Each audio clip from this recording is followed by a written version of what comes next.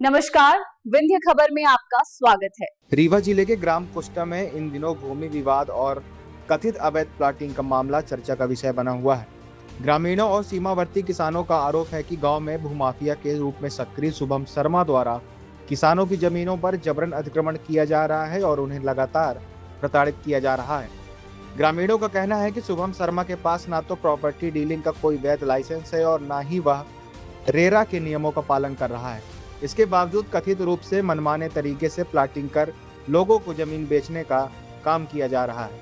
किसानों का आरोप है कि उनकी खेत की मेड़ और सीमाओं को निशाना बनाकर देर रात जेसीबी मशीन से खुदाई कराई जाती है और उसके बाद तार बाउंड्री कर जमीन पर कब्जा करने की कोशिश की जाती है।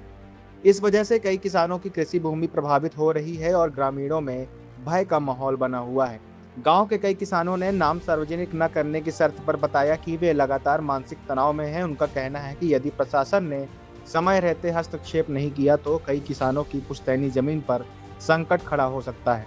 विशेषज्ञों के अनुसार किसी भी कॉलोनी या प्लाटिंग परियोजना को विकसित करने के लिए रेरा और स्थानीय प्रशासन के नियमों का पालन करना आवश्यक होता है। यदि बिना अनुमति और पंजीकरण के प्लाटिंग की जा रही है तो यह गंभीर अनियमितता की श्रेणी में आ सकता है।